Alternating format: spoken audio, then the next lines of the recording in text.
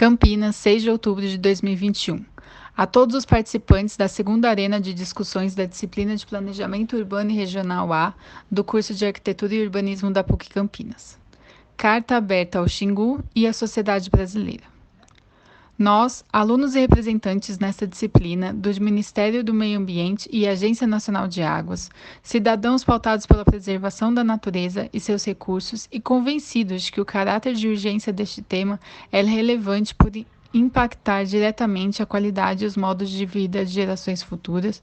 vimos a público externar nossa imensa preocupação com a condução das políticas de planejamento urbano e regional e sua abordagem com relação às questões ambientais e propor mudanças fundamentais para começar a pensar o meio ambiente e a sua preservação indissociáveis ao desenvolvimento humano e social na região de Altamira e Vitória do Xingu, no estado do Pará.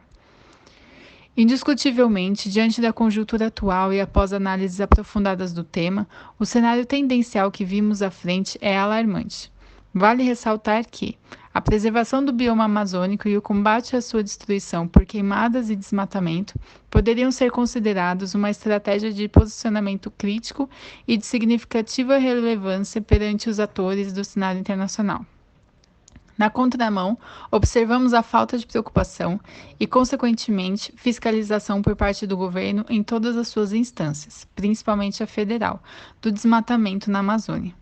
Ao estreitarmos o olhar para a região da subbacia do rio Xingu, cujas cidades de Altamira e Vitória do Xingu fazem parte, é possível compreender que o que acontece nessa escala é uma amostra do que se replica por todo o território da Amazônia. O aumento contínuo do desmatamento nessa área é o degradamento do contínuo da Amazônia. O agravamento da degradação ambiental do rio do Xingu é o agravamento da degradação ambiental dos rios da Amazônia. O crescimento populacional e urbano desordenado e sem planejamento das cidades de Altamira e Vitória do Xingu é o crescimento populacional e urbano desordenado e sem planejamento das cidades da Amazônia.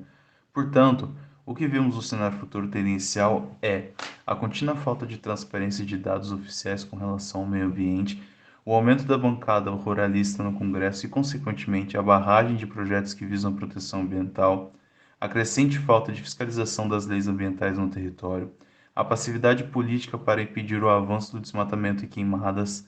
o avanço agressivo do agronegócio de forma tradicional, a Transamazônica como frente para o crescimento do desmatamento agropecuário e atividades extrativistas,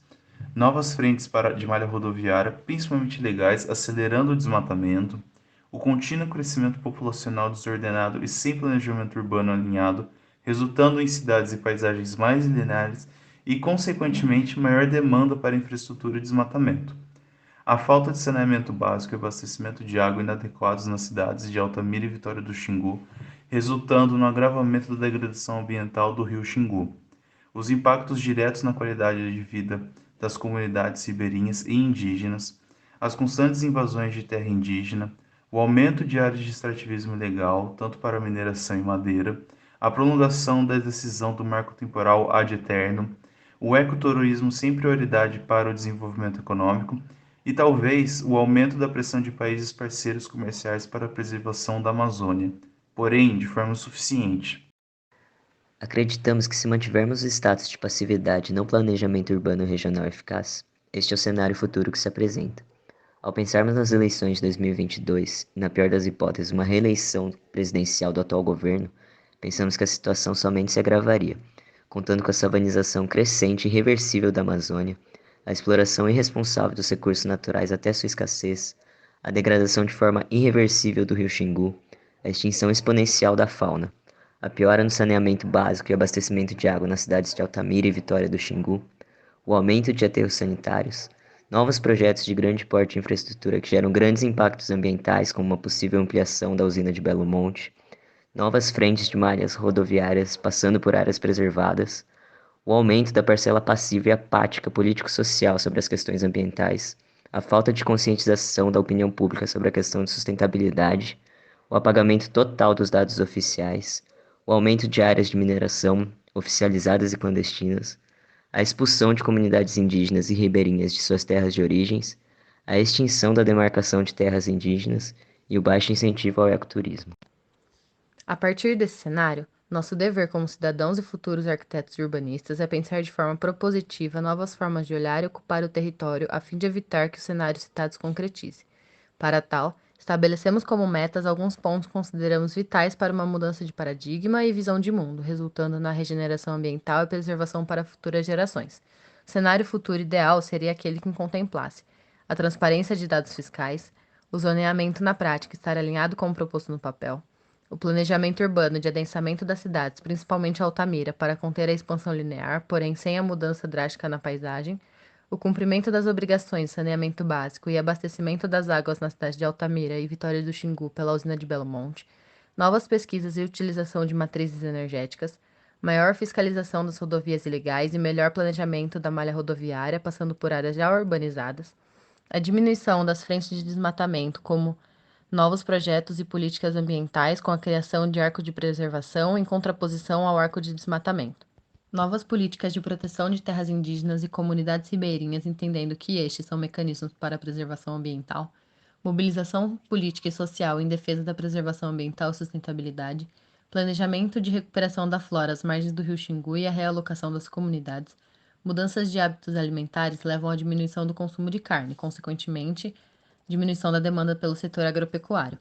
ampliação de uma matriz rural ambientalmente sustentável, agroflorestal, produção de orgânicos e crescimento da piscicultura, novas matrizes econômicas alternativas sustentáveis, tirando o foco da mineração,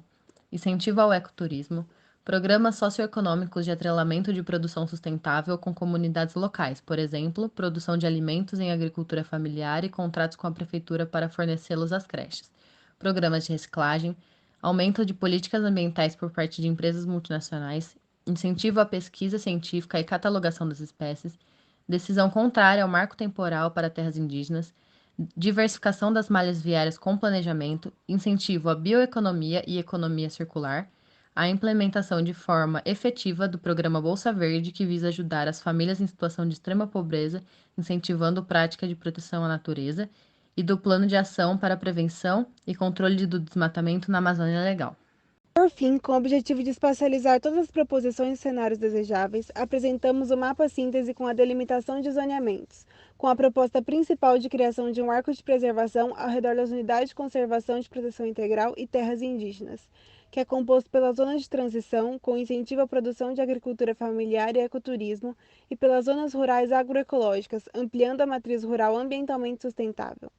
Com relação ao transporte, acreditamos que seria de extrema agressão ao meio ambiente, abrindo novas frentes para o desmatamento, a proposição de novas rodovias cruzando o território.